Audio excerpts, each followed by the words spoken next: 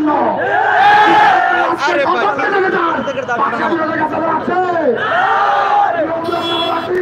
আমরা তো চাইনি, আমরা দেখলাম একটি স্বৈরাচার মুক্ত পাক স্বাধীনতা একটি বাংলাদেশ। আমরা দেখতে পাচ্ছি মুরাদনগরে আমরা কিন্তু তার চেষ্টা পাচ্ছি না। মুরাদনগরবাসী আপনারা জানেন এই আসিফ মাহমুদের বিরুদ্ধে যদি ঢাকার আন্দোলন হয় প্রশাসনিক নির্যাতন হয়েছে, কিন্তু আমরা দেখতে পাচ্ছি মুরাদনগরে তাকে উল্টো দিক হবে। তাই আমরা বলে দেবো এটা আসিফ মাহমুদের উপজাতে কিন্তু এই প্রশাসনিক নির্যাতন আমরা এই গণতন্ত্রে একটি আঘাত আনতে বলে আমরা সকল কথা বলতে চাই না। বুঝে নিবেন এই মুরাদনগর তথা বাংলাদেশে যে গণতন্ত্র রয়েছে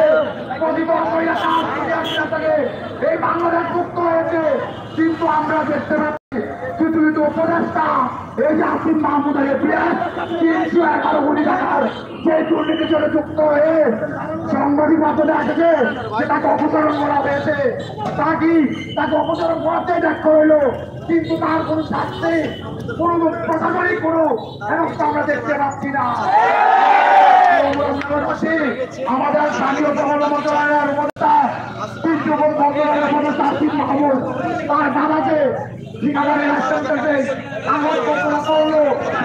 এটা কি শুধুমাত্র বাতিল হয়নি, কি সকল কিছু ক্ষান্ত হয়ে গেল।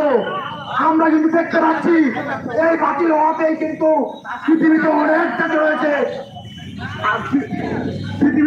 দেশ রয়েছে, মন্ত্রিত্বের আত্মীয় স্বজন দ্বারা যদি কোনো লাইসেন্স করা হয় তাদের মন্ত্রিত্ব চলে যায়।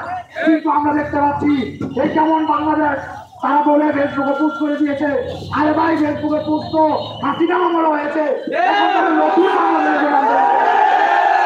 আমি আসিফ মাহমুদ ভাইকে যদি তার কোনো প্রতিষ্ঠা রয়েছে এবং বিজয়ের পরে উপদেষ্টা মহোদয়ের বাবা আইরিন আসিফ মাহমুদের বাবার সাথে যে তারা দফায় মিটিং করেছে ওই ভিডিও ফুটেজ এবং ছবি আমাদের কাছে রয়েছে।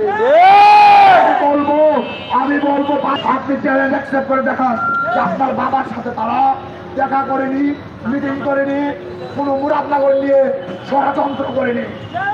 প্রিয় মুরাদনগরবাসী, আপনারা সবাই জানেন মুরাদনগরে একটি প্রত্যেকটি জায়গায় যে আন্দোলন সংগঠিত হয়েছিল, এই যে পতিত যে আসিফ মাহমুদের ছত্রছায়ায় যে বৈষম্য বিরোধী ছাত্র আন্দোলন কমিটি হয়েছে, ওই কমিটির আহ্বায়ক ওবায়দুল্লাহ মুরাদনগর নয় তথা কুমিল্লার জেলায় কোথায় আন্দোলন করেছে একটি মাত্র